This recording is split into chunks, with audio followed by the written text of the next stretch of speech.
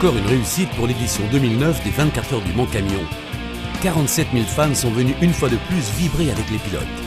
Des fans venus également admirer les camions décorés au chrome soigneusement astiqué. Et puis cette année au Mans, une nouveauté, la série Race Car, des américaines V8 sur le circuit Bugatti. Un week-end ensoleillé qui a permis au public de retrouver ou découvrir cette ambiance particulière du Mans, côtoyer les pilotes, admirer le courage des mécanos et vivre les courses. Au niveau course, évidemment le plein en Coupe d'Europe, enfin championnat d'Europe pardon, avec de la bagarre et du suspense jusqu'au bout, puisqu'il faut savoir que les deux premiers pilotes au championnat, Albacete et Breceschi, sont à égalité de points en arrivant au Mans.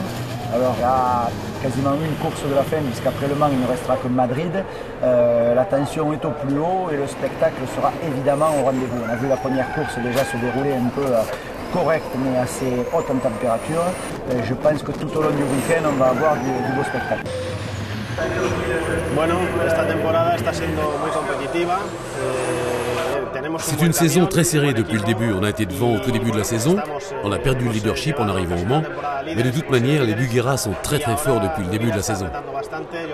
On a essayé de les tenir jusque-là, maintenant il faut passer devant, mais de toute façon le championnat se jouera sur la dernière course à Jarama, sachant que la différence de points sera assez minime. Pour l'instant, le week-end n'a pas été trop mauvais. On a obtenu effectivement une victoire et une deuxième place. On n'a pas pris le nombre de points suffisant, on a plutôt pris un peu de retard, mais c'est vrai que venir au Mans, c'est toujours une émotion particulière, sachant que de grands pilotes ont roulé ici et que c'est un circuit mythique. Maintenant, il reste encore une course ce week-end-là et on va essayer de tout donner pour réduire l'écart qui nous sépare des Bugueras en ce moment.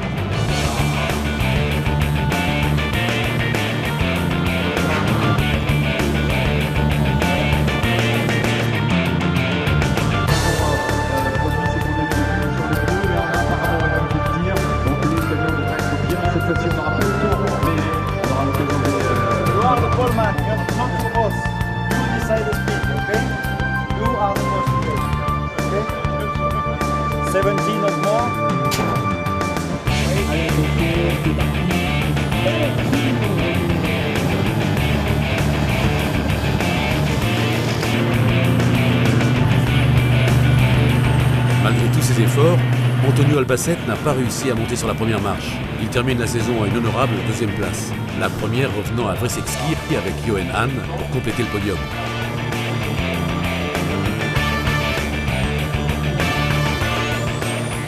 Alors côté français, pilote français, côté course, championnat d'Europe, on a plusieurs pilotes. Donc nous, en championnat d'Europe, on a Pascal Robineau et Jérémy le fils, donc là aussi c'est bien parce que ça assure la relève. On a Anthony Janiek, Bassanelli, Orsini aussi, père et fils. Bref, on a un réservoir de pilotes français. Certes, ils ne sont pas encore dans le top 5, on va dire. Ils sont, allez, on va dire entre 10 et 20. Mais en tout cas, ce sont des pilotes qui progressent. Donc très vite, je pense qu'ils seront au meilleur niveau. Anthony Janiek, lui, côté Europe, bon, il se débrouille plutôt bien, on va dire qu'il est en progrès. Il a fait une très belle course à Mons en République tchèque où il a terminé 5 ou 6e, je crois, son meilleur résultat. Donc ça, c'est plutôt très bien. En tout cas, il est en progrès. Il a un team, en tout cas, il fait partie d'un team de passionnés. Le team 14, c'est vraiment des gens à qui je tiens à tirer mon chapeau parce qu'ils sont absolument pas professionnels. Et ça, c'est pas non plus péjoratif. Ce sont des gens qui sont amateurs puisque non salariés, ils font ça à temps perdu après leur boulot. Et ça, c'est vraiment ce qu'il y a de très bien dans notre sport, c'est que les professionnels et les amateurs puissent courir ensemble. Et moi, je leur tire un coup de chapeau. C'est vrai que personne dans le team n'a envie de faire la queue de peloton, donc c'est vrai qu'il y a un très bon compromis entre les mécanos et nous. Tout le monde reste quand même assez professionnel. La différence entre nous et la grosse armada devant, les professionnels, on est là pour gagner, on est là pour se faire plaisir avant tout. On traduit le plaisir par des résultats, sinon il n'y aurait aucun intérêt à courir. Et puis, non, c'est vrai que déjà ce matin, on arrive ici avec des petits soucis. On les a ciblés, on a des soucis de frein avant, on espère les régler assez rapidement et faire une bonne fin de week-end. C'est vrai que cette année, grâce à la grille inversée, qui fait partir sur la seconde course. Le pilote arrivant 8e de la première course part en pole de la seconde. Ça nous a permis d'enchaîner quelques belles pole positions. Mais c'est vrai que le championnat d'Europe au jour d'aujourd'hui va très très vite. Le niveau est très relevé et pour nous c'est une satisfaction de rentrer dans le top 10.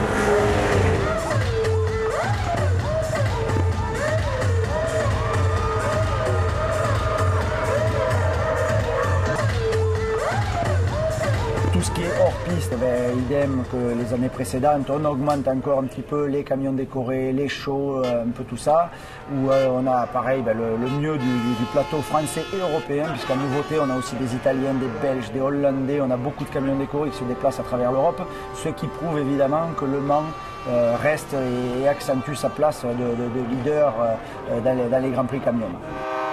Alors cette nuit, oui, en effet, on a revu, on a réintroduit, disons, certaines animations que l'on avait dans le passé, à savoir le gymkhana et l'épreuve mécanique. C'est un peu pour mettre en avant les mécaniciens, les gens qui travaillent dans l'ombre, parce qu'il faut savoir que la compétition, c'est bien, mais c'est vrai qu'il y a beaucoup de personnes qui travaillent dans l'ombre.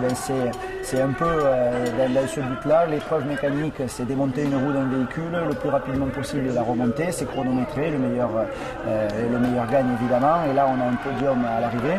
Et le gymkhana, là, c'est une épreuve d'adresse, on va dire, puisque les pilotes de camions passent entre des quilles à allure assez élevée et vont toucher un cône à la fin. Et évidemment, c'est le plus rapide et celui qui touche le moins de cônes qui remporte l'épreuve. Voilà.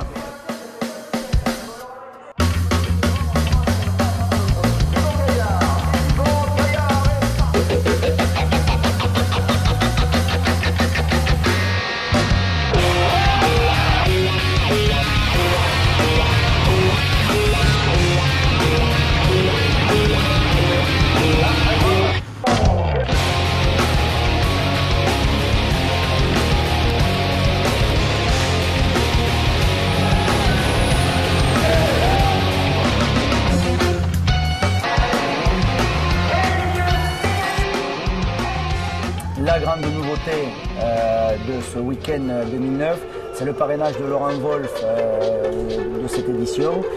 Parrainage coup de cœur en même temps, puisque Laurent Wolf est DJ numéro 1 dans le monde avec son album Watch My World et One Music Award 2008. Nous sommes plaisir d'être parmi nous